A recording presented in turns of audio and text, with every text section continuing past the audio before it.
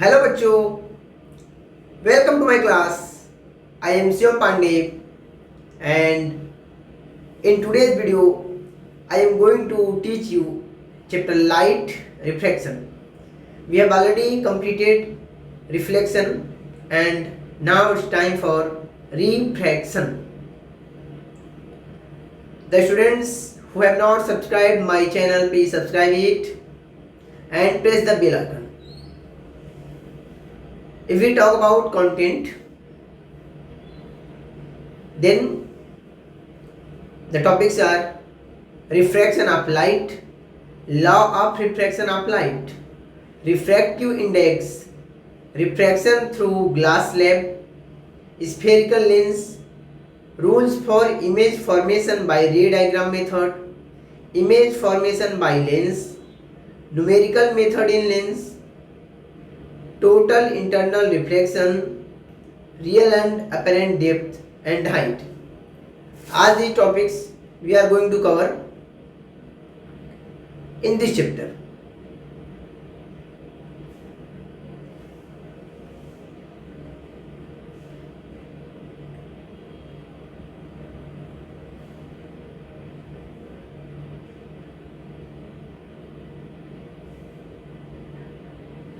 Okay, let's move forward.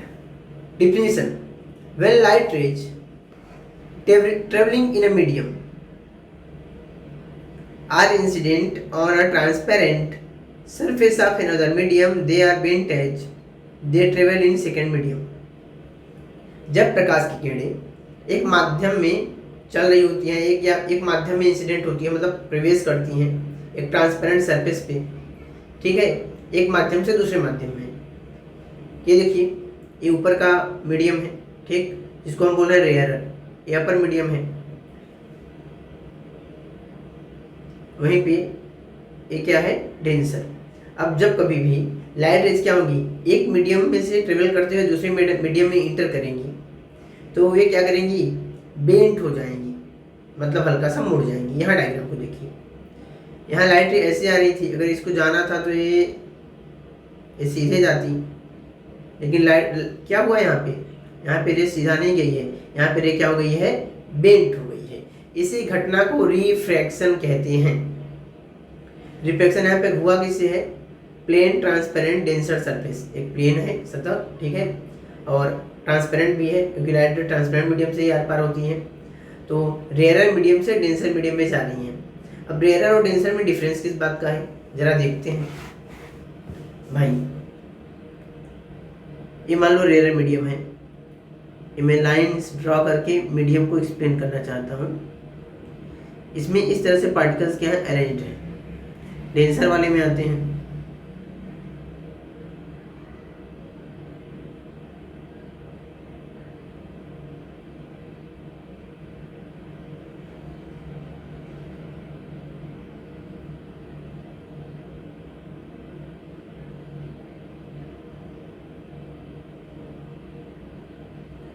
आपको समझ में आ रहा है कि देख रहे हैं, रेयर में नंबर ऑफ पार्टिकल्स कम है, डेंसर में नंबर ऑफ पार्टिकल्स ज़्यादा है। तो जब पार्टिकल्स कम होंगी तो लाइट की स्पीड क्या होगी, ज़्यादा होगी, लेकिन जैसे ही डेंस मीडियम में जाएगा तो वहाँ पर पार्टिकल संख्या ज़्यादा हो जाएगी, लाइट रे को रोकने लगेगी। अब रोकेगी, स्पीड घटेगी, तो लाइट रे क्या होगी, हल्का सा डायरेक्शन चेंज होगा, और क्या होगी, अब जो इस तरीके से आ रही थी, सीधा जाना था, वो क्या हो जाएगी, यहाँ से मुड़ जाएगी। इसी घटना को हम रिफ्रैक्शन कहेंगे। तो आई होप आपको ये बात अच्छे से समझ में आई होगी कि रिफ्रैक्शन होता क्या है।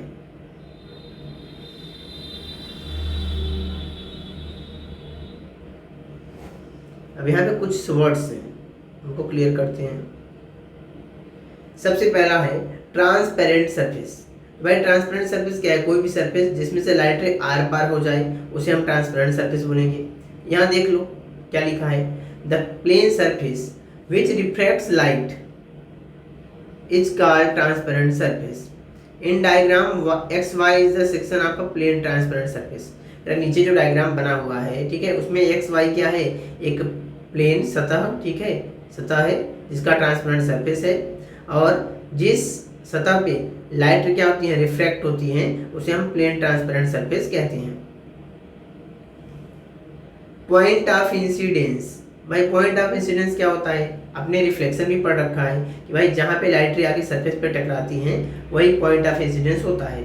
तो यहाँ पे भी यही होगा, the point on transparent surface, transparent surface का वह बिंदु where the ray of light meets it is called point of incidence. In diagram Q is the point of incidence. कह रहा है कि ट्रांसपेरेंट सरफेस का वह बिंदु जहाँ पे लाइट रे क्या होती है आके उससे मिल जाती हैं, उसे हम क्या बोलेंगे, पॉइंट ऑफ इंसिडेंस कहेंगे। सपोज दैट ये मान लो सरफेस है, अब लाइट क्या होती है यहाँ आके मिल रही है, इस पॉइंट को क्या बोलेंगे, पॉइंट ऑफ इंसिडेंस बोल देंगे। क्लियर, आगे चलते हैं। नॉर्मल, तो नॉर्मल के बारे में आप पहले भी पढ़ रखे हैं रिफ्लेक्शन में कि भाई प्लेन ट्रांसपेरेंट सरफेस पे जो परपेंडिकुलर लाइन होगी उसे हम क्या कहेंगे, नॉर्मल। मैंने ड्रा कर दी, इसे क्या बोलते हैं, नॉर्मल बोलते हैं। Perpendicular drawn on the transparent surface at the point of incidence, incidence वाले पॉइंट पे जो परपेंडिकुलर लाइन ड्रा की गई है ट्रांसपेरेंट सरफेस पे, उसे हम नॉर्मल बोलते हैं। In diagram N1 Q N2, ये लाइन का नेम है, ठीक, जो डायग्राम उन्होंने लिख रखा है। Is the normal on surface X Y, तो सरफेस एक्स वाई पे नॉर्मल लाइन है। Incident ray, the ray of light which strikes the transparent surface at the point of incidence is called incident ray in diagram. मतलब कि ये रे, ये जो रे है, ये रे देख रहे हो ना, या कि क्या कर रही है, यहाँ सरफेस पे टकरा रही है, इस रे को हम इंसिडेंट रे कहेंगे कि लाइट की वह रे जो ट्रांसपेरेंट सरफेस को आके पॉइंट ऑफ इंसिडेंस पे टकराती है, ठीक है, उसे हम क्या बोलते हैं, रे ऑफ इंसिडेंस बोलते हैं। तो वहाँ पे उन्होंने लेबलिंग की है, तो उन्होंने ये कह रहे हैं कि डायग्राम में पी क्यू क्या है, रे ऑफ इंसिडेंस है। यहाँ मैं डायग्राम को एक बार आपको दिखाता हूँ फिर से वापस ले चल के, ये देख लो, ये जो पी क्यू है क्या है, रे ऑफ इंसिडेंस है। ये ट्रांसपेरेंट सरफेस हो गया, ये क्या हो गया, नॉर्मल लाइन हो गई। अभी और भी बातें हैं।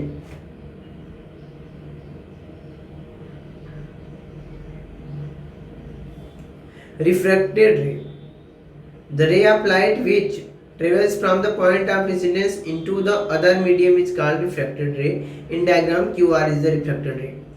पॉइंट ऑफ इंसिडेंस के बाद लाइट की वह रे जो क्या होती है, ये रे देखो, ये नीचे की ओर जो गई, इसे हम क्या बोलेंगे, रिफ्रैक्टेड रे। इसका रिफ्रैक्शन हो गया क्योंकि लाइट रे का डायरेक्शन चेंज हो गया, उसकी स्पीड घटी, जिस तरीके से जा रहा था वैसे नहीं जा रहा है, डायरेक्शन थोड़ा सा चेंज करके जा रहा है, बेंट होके जा रहा है, मुड़ गया, तो इसे क्या बोलेंगे, रिफ्रैक्टेड रे बोलेंगे। एंगल ऑफ इंसिडेंस, तो भाई ये जो इंसिडेंट रे है, ये वाली क्या है, इंसिडेंट रे है, ये क्या है, नॉर्मल है। तो ये दोनों मिलके यहाँ जो एंगल बनाते हैं इस जगह पे, इसे हम क्या बोलते हैं, एंगल ऑफ इंसिडेंस बोलते हैं। तो the angle between the incident रे and the normal on the transparent surface at the point of incidence is called the angle of incidence. It is represented by the symbol small I. In diagram, angle PQN1 is the angle of incidence.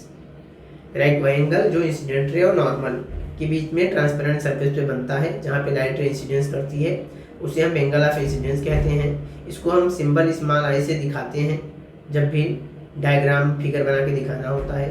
तो यहाँ जो diagram है PQN1 क्या है, angle of incidence है। आगे चलें, angle of refraction, भाई जो ऊपर सरफेस के ऊपर एंगल बन रहा है वो एंगल ऑफ इंसिडेंस है, जो नीचे बनेगा वो क्या है, एंगल ऑफ रिफ्रैक्शन है। तो रिफ्रैक्टेड रे और नॉर्मल के बीच में जो एंगल बन जाए, ठीक है, इंसिडेंट रे और नॉर्मल के बीच जो बना वो एंगल ऑफ इंसिडेंस है। रिफ्रैक्टेड रे और नॉर्मल के बीच में जो बना वह एंगल ऑफ रिफ्रैक्शन है। तो the angle between the refracted रे and the normal on the transparent surface at the point of incidence is called angle of refraction. कि पॉइंट ऑफ इंसिडेंस पर नॉर्मल और रिफ्रैक्टेड रे के बीच में ट्रांसपेरेंट सरफेस के साथ जो एंगल बनता है उसे एंगल ऑफ रिफ्रैक्शन कहते हैं। इसको यहाँ पर डायग्राम में RQN2 से दिखाया गया है और सिंबल R से भी डिनोट किया जाता है। तो ये देखो RQN2, ये क्या है, एंगल ऑफ रिफ्रैक्शन, ये क्या है, एंगल ऑफ इंसिडेंस। तो एंगल ऑफ इंसिडेंस को स्मॉल आई से, एंगल ऑफ रिफ्रैक्शन को स्मॉल r से दिखाते हैं।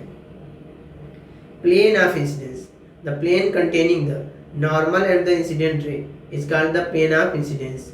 For the diagram, plane of book page is the plane of incidence. करा कि वह सतह जिसमें नॉर्मल रे और इंसिडेंट रे दोनों आती हैं उसे प्लेन ऑफ इंसिडेंस कहते हैं। अगर डायग्राम की बात करें तो बुक का जो प्लेन है, जो सतह है, वही क्या है, प्लेन ऑफ इंसिडेंस है। जो पेज है वो प्लेन ऑफ इंसिडेंस है। अब हम आगे चलें। अब है plane of refraction. The plane containing the normal and the refracted ray is called plane of refraction. For the diagram plane of book page is the plane of refraction. कराए कि वह सतह जिसके अंदर नॉर्मल और रिफ्रैक्टेड रे दोनों हों उनको हम प्लेन ऑफ रिफ्रैक्शन कहते हैं। इस डायग्राम में जो बुक का पेज है वही क्या है, प्लेन ऑफ रिफ्रैक्शन है।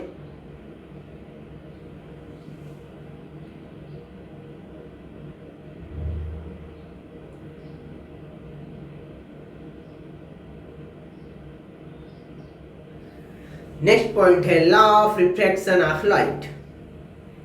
तो हम रिफ्रैक्शन के लिए जो लॉ है इसको देखते हैं। आपको याद है कि law of reflection of light भी आपने पढ़ा था। अब यहाँ पे आप रिफ्रैक्शन ऑफ लाइट पढ़ रहे हो। शब्द में थोड़ा सा ही डिफरेंस है, वहाँ पे एल है, यहाँ पे लेटर आर है, इतना सा ही, एल आर ई इतने का ही थोड़ा सा डिफरेंस है, लिटिल बिट डिफरेंस। आपको सुनने में डाउट भी हो सकता है। रिफ्लेक्शन, रिफ्रैक्शन, रिफ्लेक्शन, रिफ्रैक्शन, तो बहुत लिटिल बिट है। First law, the incident ray the normal to the transparent surface at the point of incidence and the reflected ray all lie in one and the same plane. वहाँ पे भी आपने पढ़ा था, थोड़ा सा डिफरेंट करा। जो इंसिडेंट रे है, जो ट्रांसपेरेंट सरफेस के लिए नॉर्मल रे है, और जो रिफ्रैक्टेड रे है, ये सभी क्या हैं, एक ही प्लेन में होते हैं। वहाँ पे भी आपने पढ़ा था इंसिडेंट रे, नॉर्मल और रिफ्लेक्टेड रे और पॉइंट ऑफ इंसिडेंस सब एक ही प्लेन में होते हैं। यहाँ पे क्या हो गया, रिफ्लेक्टेड रे की जगह पे रिफ्रैक्टेड रे हो गया, इतने का ही डिफरेंस हुआ। सेकेंड लॉ है the ratio of sine of angle of incidence to the sine of angle of refraction is constant and is called refractive index of the second medium with respect to the first medium. वहाँ पे आप क्या पढ़ते थे second में, angle of incidence equal to angle of reflection. यहाँ पे नहीं पढ़ना है, यहाँ पे जो इंसिडेंस है, जो इंसिडेंस एंगल है, उसका साइन निकालना है। जब आप ट्रिग्नोमेट्री पढ़ोगे तो वहाँ पे आप साइन, कॉस, कॉट, कॉसेक, सेक ये पढ़ोगे 10। तो यहाँ पे आपको बताया जा रहा है कि जो एंगल ऑफ इंसिडेंस है उसका साइन थीटा निकालना है, और एंगल ऑफ जो रिफ्रैक्शन है उसका साइन थीटा निकालना है। इन दोनों का जो रेशियो होगा वो कांस्टेंट आएगा, मतलब उसकी वैल्यू हमेशा फिक्स रहेगी, और उस वैल्यू को हम रिफ्रैक्टिव इंडेक्स कहेंगे।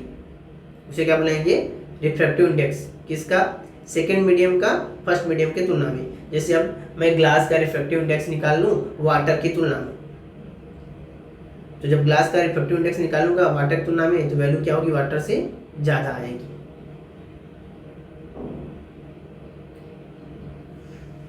आगे चलें। नेक्स्ट टॉपिक ही है refractive index. Refractive index in terms of speed of light. Refractive index को हम स्पीड ऑफ लाइट की तुलना में निकालते हैं। सबसे पहले उसे जान लो। The refractive index of a medium may be defined in terms of the speed of light. Refractive index को स्पीड ऑफ लाइट की तुलना में आप निकाल सकते हो। रिफ्रैक्टिव इंडेक्स इक्वल टू होता क्या है, speed of light in vacuum upon speed of light in medium. अब क्या होता है, वैक्यूम में लाइट की स्पीड सबसे ज़्यादा होती है। अब उसके बाद कोई भी मीडियम आएगा, उसमें लाइट की स्पीड वैक्यूम से ज़्यादा ना होकर हमेशा क्या आएगी, कम आएगी। तो जब वैल्यू हमेशा कम आएगी तो रिफ्रैक्टिव इंडेक्स निकालोगे तो हमेशा क्या होगा, 1 से ज़्यादा आएगा। तो अगर 1 हमेशा ये इसी का रहता है, वैक्यूम का हमेशा 1 रहता है, और बाकी किसी भी और चीज़ का आप देखोगे तो 1 से वो बढ़ता चला गया। जितना ज़्यादा क्या होगा, डेंसर मीडियम होगा, रिफ्रैक्टिव इंडेक्स की वैल्यू उतनी ज़्यादा होती चली जाएगी। या तो आप भी कर सकते हो, रिफ्रैक्टिव इंडेक्स को हम म्यू से डिनोट करते हैं, तो C/B कर सकते हो। ठीक, C क्या है, स्पीड ऑफ लाइट है, और V क्या है, speed of light in medium है। Refractive index in terms of wavelength. Wavelength के टर्म में भी रिफ्रैक्टिव इंडेक्स निकाला जा सकता है। Since the frequency remains unchanged when light passes from one medium to another. जब भी प्रकाश एक माध्यम से दूसरे माध्यम में जाती है तो उसकी फ्रीक्वेंसी में बदलाव नहीं आता। बदलाव किसमें होता है, वेवलेंथ में होता है। तो आपने ऑलरेडी पढ़ा है mu equal to C upon B, frequency equal to, ठीक है, speed of light upon velocity, ठीक। तो यहाँ हम उसी फॉर्मूले का इस्तेमाल करेंगे, ठीक। अब कराएगी लैम्डा वैक्यूम इंटू वी, ठीक, इधर लैम्डा मीडियम इंटू वी। भाई पहले वैक्यूम वाले का लैम्डा ले लिए, वेवलेंथ ले लिए, फिर उसके बाद क्या ले लिए, और वी भी दोनों में कांस्टेंट था तो कट जाएगा। तो आप रिफ्रैक्टिव इंडेक्स निकालने के लिए इसका भी इस्तेमाल कर सकते हो कि वेवलेंथ वैक्यूम में कितना है और वेवलेंथ मीडियम में कितना है। तो ये जानते हैं कि फ्रीक्वेंसी चेंज नहीं होगी, लेकिन वेवलेंथ क्या होगी, चेंज होगी। वैक्यूम में वेवलेंथ ज़्यादा रहेगी, मीडियम में आने के बाद वेवलेंथ क्या हो जाएगी, छोटी होती जाएगी, क्योंकि डेंस मीडियम में वेवलेंथ क्या होगा, कम होगा। तो यहाँ से रिफ्रैक्टिव इंडेक्स की वैल्यू आपको मिल जाएगी। नेक्स्ट पॉइंट है relative refractive index. Relative refractive index का मतलब ये होता है कि हम एक किसी भी ऑब्जेक्ट का रिफ्रैक्टिव इंडेक्स का तुलना करें, रेशियो निकालें किसी दूसरे के साथ, तो इसे हम रिलेटिव रिफ्रैक्टिव इंडेक्स कहते हैं। The relative refractive index of medium 2 with respect to medium 1 is defined as the ratio of speed of light in the medium 1 to the speed of light in medium 2 and is denoted by 1 mu 2। कहा कि relative refractive index का मतलब ये होता है, ठीक है, medium 2 का अगर आप निकाल रहे हो तो मतलब यह है कि मीडियम 2 का जो रिफ्रैक्टिव इंडेक्स है, ठीक है, वह मीडियम 1 के तुलना में कितना है। क्या ये कह सकते हो या फिर कि जो लाइट की स्पीड है मीडियम 1 में, ठीक है, क्या बोल सकती हो कि रेशियो निकाल रहे हैं जिसका लाइट की स्पीड का मीडियम 1 में, ठीक है, मीडियम 2 वाले से। तो जब मीडियम 1 के स्पीड को का रेशियो निकालोगे किससे, मीडियम 2 से, तो जब ये रेशियो निकालोगे जिसका निकाल रहे हैं उसे ऊपर लिखोगे, जिससे निकाल रहे हैं उसका नीचे लिखोगे। यहाँ तो देखो हम क्या कर रहे हैं, मीडियम 1 का निकाल रहे हैं किससे, मीडियम 2 से, तो मीडियम 1 की स्पीड ऊपर है, मीडियम 2 की नीचे, ठीक। और लिखेंगे कैसे, जिसका निकालना है, ठीक है, ऐसे क्या है, रिफ्रैक्टिव इंडेक्स का सिंबल है। अब जिसका आप निकाल रहे हैं उसको आगे निकालोगे, लिखोगे, और किसके तुलना में निकाल रहे हैं उसको पीछे लिखोगे, ठीक। तो यहाँ अगर हमने ऐसा लिख रखा है, इस तरह से लिख रखा है, तो मतलब हम वेलोसिटी 1 को ऊपर लिखेंगे, v1 को ऊपर लिखेंगे और v2 को नीचे, ठीक। v1 को ऊपर लिखना है, v2 को नीचे, अगर ऐसा लिखा हुआ है तो। और एक बात, अगर ऐसा लिख दिया जाए तो ये क्या हो जाएगा, उल्टा। तब हम लिखेंगे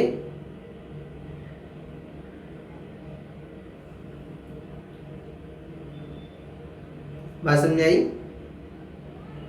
तो यहाँ पे बता रहा है कि अगर मीडियम 2 की रिफ्रैक्टिव इंडेक्स निकालोगे मीडियम 1 की तुलना में, तो क्या करोगे, मीडियम 1 की जो स्पीड ऑफ लाइट है उसको ऊपर लिखोगे और मीडियम 2 की स्पीड ऑफ लाइट को नीचे लिखोगे, रिफ्रैक्टिव इंडेक्स आ जाएगा। वेवलेंथ के केस में भी वही करोगे, लैम्डा 1 ऊपर लिखोगे, लैम्डा 2 नीचे लिखोगे, ठीक। या फिर अगर ऐसा लिखा है 1 म्यू 2, ठीक है, 1 रिफ्रैक्टिव इंडेक्स 2, तो लिखोगे refractive index 2 upon refractive index 1। ऐसा भी कर सकते हो कि अगर जो पीछे है ऊपर हो जाएगा, जो आगे है वो नीचे हो जाएगा, तब रिफ्रैक्टिव इंडेक्स की वैल्यूज लिखोगे, जो उनका आपस में दिया होगा ऐसे निकल जाएगा। As refractive index is the ratio of two physical quantities, it has no unit and dimension. भाई जितनी भी रेशियो वाली क्वांटिटीज हैं इनकी यूनिट्स नहीं होती, क्योंकि जब आप रेशियो निकालोगे तो सेम यूनिट्स वालों का निकालोगे, इसमें उनके जो यूनिट्स हैं वो क्या हो जाएंगे, एक दूसरे से कैंसिल हो जाएंगे। तो रेशियो की कभी भी यूनिट नहीं होती है, यूनिट और डायमेंशन कुछ भी नहीं होता है।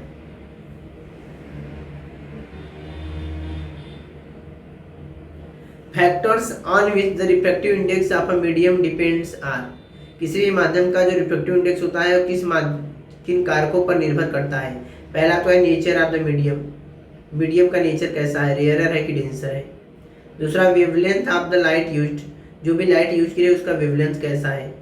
तीसरा है टेम्परेचर कैसा है। चौथा है नेचर ऑफ सराउंडिंग मीडियम, आसपास के मीडियम का नेचर कैसा है। तो ये 4 पॉइंट्स हैं जो डिसाइड करते हैं रिफ्रैक्टिव इंडेक्स को, ठीक है। रिफ्रैक्टिव इंडेक्स इन 4 चीज़ों पे निर्भर करता है। आप याद कर लो, nature of the medium, wavelength of the light used, temperature and the nature of the surrounding medium. केवल यही 4 चीज़ याद करनी है कि भाई जिस मीडियम में लाइट पास हो रही है उसका नेचर कैसा है, कैसी वेवलेंथ है, टेम्परेचर कैसा है और उसके आसपास के सराउंडिंग का मीडियम कैसा है। अगर ये 4 बातें आपको याद रहती हैं तो आप नहीं भूलोगे। कोशिश करो कि इसको यहीं पे याद करो क्लास में ही। It may be noted that refractive index is a characteristic of the pair of the media and also depends on the wavelength of light but is independent on the angle of incidence। एक बात ध्यान रखना कि refractive index जो है वह जो दो आप मीडियम इस्तेमाल किए हो, यहाँ पे दो मीडियम इस्तेमाल होते हैं इसलिए पेयर शब्द का इस्तेमाल किया गया है कि जो पेयर है उनके लक्षण पे निर्भर करता है, रेयर डेंसर इस पे निर्भर करता है, ठीक। साथ में कैसी लाइट की वेवलेंथ यूज की गई है उस पर निर्भर करता है, एंगल ऑफ इंसिडेंस पे निर्भर नहीं करता, एंगल ऑफ इंसिडेंस से आज़ाद होता है, ठीक। जो एंगल आई है उससे कोई मतलब नहीं है रिफ्रैक्टिव इंडेक्स का। रिफ्रैक्टिव इंडेक्स का मतलब है तो पहली बात तो जो दोनों मीडियम आप इस्तेमाल किए हैं उनके नेचर्स पे और दूसरा जो लाइट है उसके वेवलेंथ पे। Refraction through glass slab, glass slab से रिफ्रैक्शन करवा के चलो देखते हैं। Refraction through a rectangular glass slab, एक रेक्टेंगुलर ग्लास स्लैब लिया गया and principle of reversibility of light, ठीक है। यहाँ पे लाइट को जो रिवर्स करते हैं उसके तथ्य को, सिद्धांत को भी देखेंगे। Consider a rectangular glass slab as shown in figure, जैसा कि फिगर में दिखा रहे हैं वैसा एक रेक्टेंगुलर ग्लास स्लैब ले लो। अरे a is incident on the face P Q at an angle of incidence i. अब हम डायग्राम को देखेंगे वो ज़्यादा बेटर होगा, इसको पढ़ने से अच्छा है। यहाँ देखो एक लाइट रे है, ठीक, इसका नाम ए है, ये पी क्यू सरफेस है, ठीक। ये आके यहाँ पे इंसिडेंस होती है एंगल आई के साथ। अब ऊपर का मीडियम कोई रेयर मीडियम होगा, ठीक। नीचे का मीडियम क्या है, डेंसर है। ऊपर का मीडियम हो सकता है एयर होगा या वाटर होगा, नीचे क्या है, ग्लास है। तो ग्लास का रिफ्रैक्टिव इंडेक्स क्या है, म्यू जी है। यहाँ म्यू ए लिखा है मतलब ऊपर एयर है, तो जो लाइट रे है एयर से ग्लास के अंदर जा रही है। अब एयर एक रेयर मीडियम है, ग्लास एक डेंसर मीडियम है, तो ये तो श्योर है कि जब एयर से ग्लास में जाएगी तो लाइट की स्पीड घटेगी, ठीक। पार्टिकल्स डेंस है यहाँ पे और रे क्या होगी, बेंट हो जाएगी। तो ये देखो जैसे ही एंट्री होता है रे बेंट होती है, ये क्या होता है, angle R, angle of refraction, जिसकी वैल्यू आई से थोड़ी सी कम हो जाती है। इन्हीं दोनों का तो रेशियो निकाल के हम रिफ्रैक्टिव इंडेक्स बताते हैं। अब क्या है, रे आगे बढ़ती है, फिर से इस सरफेस पे टकराती है, ठीक। कहाँ पे, यहाँ पे। यहाँ पे टकराने के बाद जो एंगल आर था वो क्या हो जाता है, एंगल ऑफ इंसिडेंस हो जाता है। वो क्या बन जाएगा, इस किनारे के लिए लाइट रे जहाँ से बाहर निकलना चाहती है वहाँ के लिए क्या हो जाएगा, एंगल ऑफ इंसिडेंस हो जाएगा। अब लाइट रे फिर से बाहर निकलेगी तो जो बाहर निकलेगी वो क्या हो जाएगा, एंगल ऑफ इमरजेंट कहेंगे उसे, क्योंकि वो बाहर आ रही है। अब देखेंगे कि एंगल ऑफ इमरजेंट क्या होगा, ये जो इमरजेंट की वैल्यू है वो एंगल आई के बराबर ही आएगी। जितना एंगल आई था, एंगल ऑफ इंसिडेंस था, उतना ही एंगल ऑफ इमरजेंट होगा, ठीक।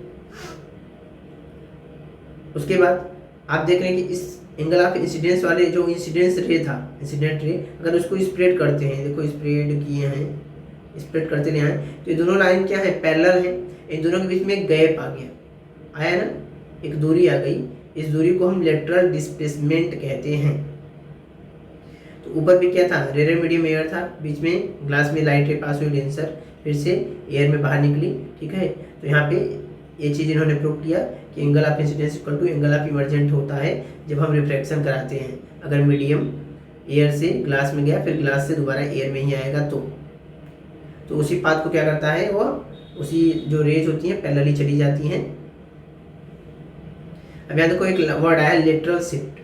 तो lateral shift is the perpendicular distance between the incident and the emergent ray when light is incident obliquely on a reflecting surface with parallel faces. अगर सतह क्या हो, parallel हो, उन पे लाइट गिरती है, लाइट इस पार से उस पार निकलती है, मतलब डेंसर, रेयर से डेंसर में जाएगी, फिर डेंसर से वापस रेयर में निकलेगी। तब क्या होगा, दो रेज के बीच में, इंसिडेंट रे और इमरजेंट रे के बीच में एक पैरेलल गैप आएगा, उस गैप को ही हम लेटरल शिफ्ट बोलते हैं। Factors on which lateral shift depends are, ये किन किन चीज़ों पर निर्भर रहता है। तो it is directly proportional to the thickness of glass slab, glass slab की मोटाई पर निर्भर करता है। Lateral shift is directly proportional to the incident angle, कितना डिग्री एंगल ऑफ इंसिडेंट है उस पर निर्भर करता है। Lateral shift is directly proportional to the refractive index of glass slab, glass slab के रिफ्रैक्टिव इंडेक्स की भी डायरेक्टली प्रोपोर्शनल है। डायरेक्टली प्रोपोर्शनल का मतलब होता है कि एक बढ़ेगा तो दूसरा भी बढ़ेगा, यानी कि ग्लास स्लैब की मोटाई बढ़ाओगे तो लेटरल शिफ्ट बढ़ जाएगा, इंसिडेंट एंगल की वैल्यू बढ़ाओगे तो भी लेटरल शिफ्ट बढ़ जाएगा। उसके बाद ग्लास स्लैब का रिफ्रैक्टिव इंडेक्स बढ़ाओगे तो भी लेटरल शिफ्ट बढ़ जाएगा। ठीक है, डायरेक्टली प्रोपोर्शनल का मतलब ये होता है, तो यहाँ पे जिन चीज़ों के साथ डायरेक्टली प्रोपोर्शनल वर्ड लिखा है उसका मतलब ये है कि अगर आप उसको बढ़ाओगे तो उससे जुड़ा हुआ जो दूसरा चीज़ है वो भी बढ़ेगा, उसको घटाओगे तो दूसरा भी घटेगा। मतलब कि अगर हमको लेटरल शिफ्ट बढ़ाना है तो हम ग्लास स्लैब की मोटाई बढ़ा लें, हम इंसिडेंट एंगल को बढ़ा लें, या फिर हम ग्लास स्लैब के रिफ्रैक्टिव इंडेक्स को बढ़ा लें, या अगर इसको हमें घटाना है तो ग्लास की थिकनेस घटा दें, इंसिडेंट एंगल की वैल्यू को और कम कर दें और रिफ्रैक्टिव इंडेक्स को और घटा दें, तो अपने आप क्या हो जाएगा, ये चीज़ें, ये वैल्यू अपने आप लेटरल शिफ्ट की कम हो जाएगी। अब एक और शब्द है, lateral shift is inversely proportional to the wavelength of incident light. लेकिन हाँ, इंसिडेंट लाइट के वेवलेंथ के इनवर्सली प्रोपोर्शनल होता है, यानी कि लाइट का वेवलेंथ बढ़ेगा तो लेटरल शिफ्ट घटेगा, और लाइट का वेवलेंथ घटेगा तो लेटरल शिफ्ट बढ़ेगा। इनवर्सली प्रोपोर्शनल का मतलब यही होता है कि एक बढ़ता है तो दूसरा क्या होता है, घट जाता है। इस बात का ख्याल आपको रखना है।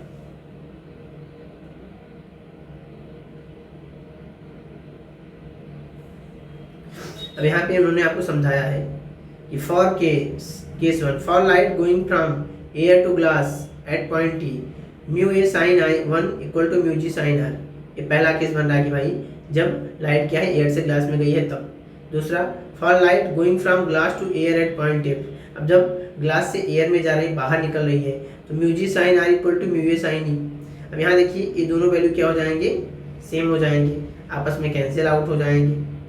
ठीक, तो from 1 and 2 we can say that i equal to e. तो हम दोनों केसेस को देख के कह सकते हैं कि आई इक्वल टू ई होता है, यानी कि incident and emergent rays are parallel to each other, दोनों एक दूसरे के क्या हैं, पैरेलल हैं। अच्छा जी, आपने ज्योमेट्री सबने पढ़ी होगी ना, अगर थोड़ा सा ध्यान देखो तो यहाँ पे ज्योमेट्री का भी यूज हो रहा है, थोड़ा सा ही ध्यान देना है, ज़्यादा सा ध्यान नहीं देना है।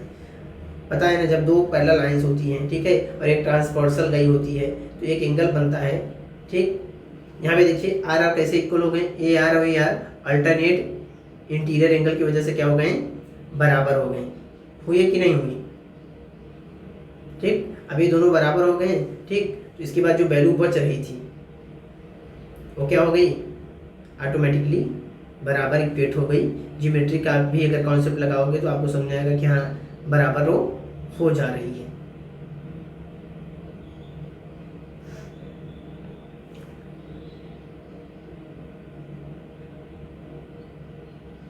यहाँ से स्टार्ट होता है स्फेरिकल लेंस।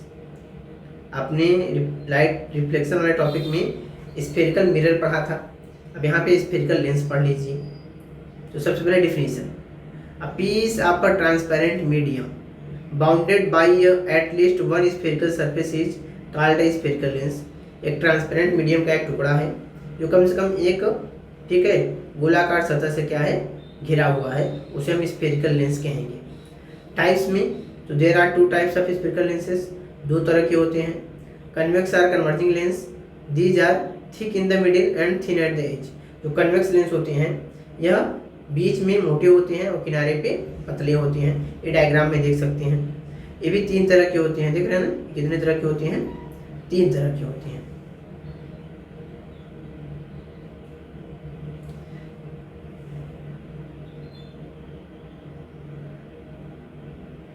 पहला होता है double convex lens, it has both the surfaces convex.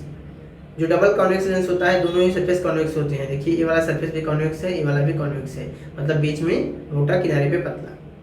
दूसरा है प्लेनो कॉन्वेक्स लेंस, इसमें क्या होता है, एक सरफेस प्लेन होता है, दूसरा क्या होता है, कन्वेक्स होता है। ये देखिए ये प्लेन सरफेस हो गया, एक कन्वेक्स सरफेस हो गया।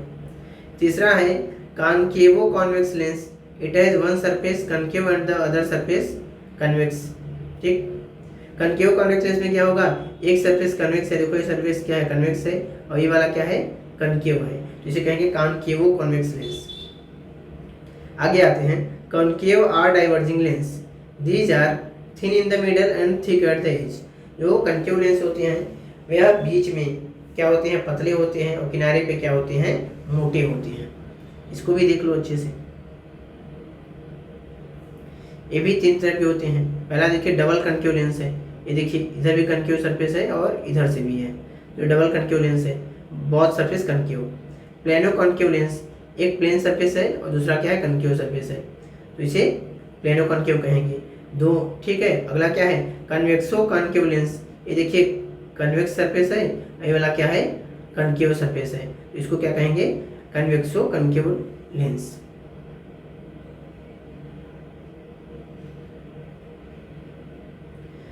अब कुछ वर्ड्स हैं जो इनसे जुड़े हुए हैं, इसके बारे में आपको जानना क्या है, जरूरी है। सबसे पहले आता है सेंटर ऑफ कर्वेचर। आपको याद होगा मिरर में भी आपने सेंटर ऑफ कर्वेचर पढ़ा था, आप यहाँ पे भी सेंटर ऑफ कर्वेचर पढ़ेंगे। The centre of curvature of the surface of lens is the centre of the sphere of which it forms a part, because the lens has two surfaces so it has two centres of curvature.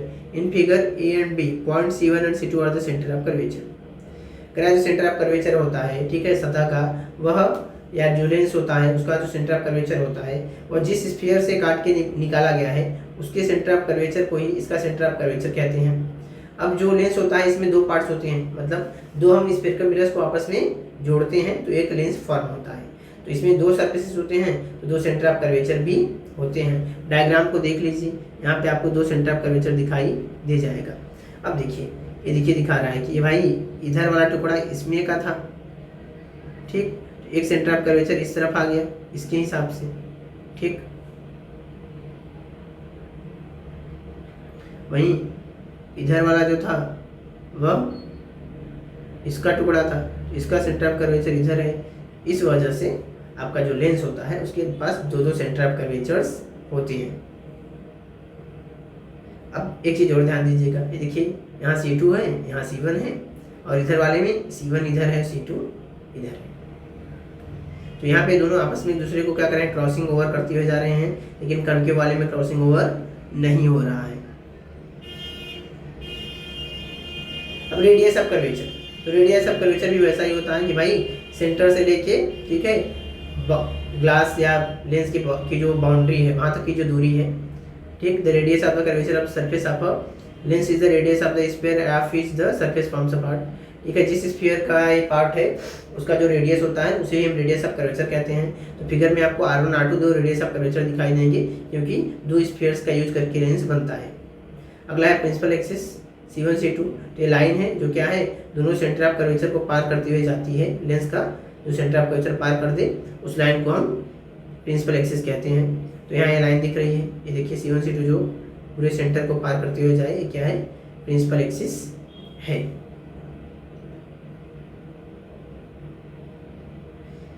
ठीक, आपको concave में भी centre of curvature दिख रहा है, principle of axis दिख रहा है, ठीक है, और रेडियस ऑफ कर्वेचर भी दिख रहा है। ऑप्टिकल सेंटर वो भी दिख रहा है। Optical centre, if a ray of light is incident on a lens such that after reflection through the lens the emergent ray is parallel to the incident ray, then the point at which the refracted ray intercepts the principal axis is called the optical center of the lens। करें आप पहले से जानते हो कि अगर कोई light ray lens पे आती है, ठीक, तो रिफ्लेक्शन के बाद क्या होती है, इमर्जेंट रे है जो बाहर निकलती है इंसिडेंट रे के पैरेलल, ठीक। तो रिफ्लेक्टेड रे जिस जगह पे प्रिंसिपल एक्सिस को टच करती है, मतलब देखो ये पॉइंट है जहाँ पे रिफ्लेक्टेड रे क्या होगी, इसको टच करेगी प्रिंसिपल एक्सिस को, और ऊपर वाले में भी जहाँ टच करेगी उसको हम क्या बोलेंगे, ऑप्टिकल सेंटर बोलेंगे। तो दिखा रहा है कि OP1 अपन OP2, ठीक है, P1 C1 अपन P2 C2 भी हम लिख सकते हैं और R1 अपन R2 भी लिख सकते हैं ऑप्टिकल सेंटर पता करने के लिए। If the radii of curvature of the two spheres are equal then the optical centre coincides with the geometric centre of the lens. अगर रेडियस ऑफ कर्वेचर क्या सेम है तो जो ऑप्टिकल सेंटर है वो क्या हो जाएगा, जो लेंस का ज्योमेट्रिक सेंटर है वहाँ पे कोइंसाइड कर जाएगा, उसी जगह पे मिल जाएगा आपस में। अलग अलग ऑप्टिकल सेंटर देखने को नहीं मिलेगा।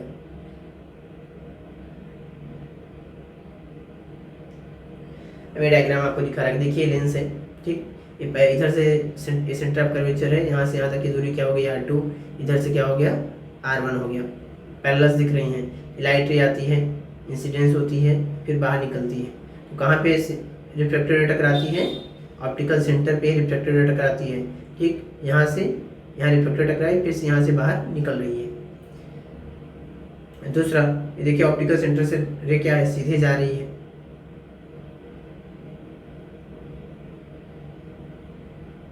फिर पॉइंट है principal foci and focal length. Principal focus आपने पढ़ा ही है, फोकल लेंथ क्या होता है। First principal focus and the first focal length. पहला प्रिंसिपल फोकस क्या होता है, focal length. It is a fixed point on the principal axis such that rays starting from this point in convex lens are appearing to go towards this point. Concave lens, concave convex में तो क्या होगी, इस जगह पे रे आके start होंगी. एक फिक्स पॉइंट होता है, ठीक है, प्रिंसिपल एक्सिस का, जहाँ पे क्या होंगी, ये स्टार्ट करेंगी, ठीक. और कनकेव में क्या होगी, अपीयर होंगी कि जो उधर की तरफ जा रही हैं. After reflection through the lens become parallel to the principal axis. और लेंस से रिफ्लेक्शन करने के बाद प्रिंसिपल एक्सिस की क्या हो जाएंगी, पैरेलल हो जाएंगी. डायग्राम को देखिए, ठीक है. अब देख रहे हैं ना कि कन्वेक्स लेंस है, तो पहला जो प्रिंसिपल फोकस है, यहाँ से रेज क्या हो रही है, निकल रही हैं, ठीक, और आगे जा रही हैं. और आगे दिखेगा कि दूसरे वाले पे क्या हो रही हैं, मिल रही हैं. अगर वहीं पे कनकेव है तो आपको क्या लगेगा कि लाइट रेज आ रही हैं उधर से और फिर क्या हो रही हैं, पैरेलल होकर यहाँ से जा रही हैं. अब देखो, कनकेव मतलब होता है कन्वर्जिंग, कन्वेक्स मतलब होता है सॉरी कन्वेक्स मतलब होता है कन्वर्जिंग और कनकेव मतलब होता है डाइवर्जिंग. तो कन्वेक्स लेंस क्या करता है, लाइट रेज को इकट्ठा कर देता है, और कनकेव लेंस क्या करता है, उसको डाइवर्स कर देता है, फैला देता है. अब आता है सेकेंड प्रिंसिपल फोकस. तो भाई मिरर में तो एक एक ही होता था, यहाँ पे डबल डबल क्यों होगा, क्योंकि डबल डबल मिरर का इस्तेमाल करके नहीं इसको बनाए हैं. It is a fix point on the principal axis such that the light rays incident parallel to the principal axis after reflection through the lens इधर convert to this point in convex or appear to diverge from this point in concave. यह वह point होता है जहाँ जब लाइटें क्या होती हैं, प्रिंसिपल एक्सिस से पैरेलल आती हैं, ठीक है, लेंस में रिफ्लेक्शन करती हैं, और रिफ्लेक्शन के बाद ऐसा दिखता है, अगर कन्वेक्स है तो दिखेगा कि लाइट यहाँ पे इस फोकस पे F2 पे इकट्ठी हो रही हैं, ठीक. और अगर कनकेव है तो ऐसा लगेगा कि यहाँ से क्या हो रही हैं, अब आगे की ओर डाइवर्ज होकर जा रही हैं, क्योंकि कनकेव डाइवर्जिंग लेंस है. अब यहाँ देख रहे हैं ना कि लाइट यहाँ ये है F2, मिरर पे यहाँ टकराई हैं, ठीक, लग रहा है कि यहाँ पे आ रही हैं, यहाँ पे आने रही हैं, यहाँ से लेंस में से पार होकर निकल जा रही हैं, डाइवर्ट हो जा रही हैं, लेकिन आपको ऐसा फील होगा कि इस लेंस में यहाँ टकराने के बाद इस पॉइंट पे इकट्ठी हो रही हैं.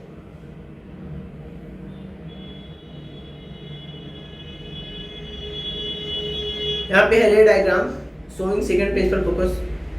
If the medium on both sides of lens is same, lens के दोनों साइड का मीडियम सेम हो, then the numerical values of first and second focal length are equal. तो फोकल लेंथ दोनों ही क्या होंगे, बराबर होंगे, उनकी जो वैल्यू होगी वो सेम होगी.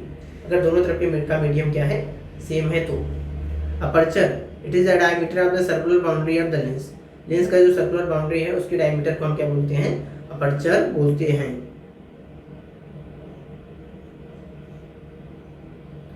आज की वीडियो को हम यहीं पे समाप्त करेंगे. नेक्स्ट टॉपिक होगा हमारा rule for image formation by रे diagram method.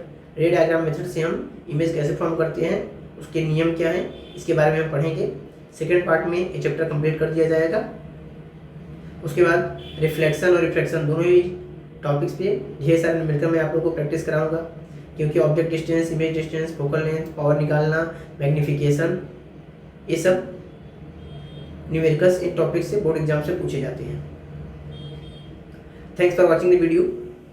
If you like it, please click like button and share the video more as you can. See you soon.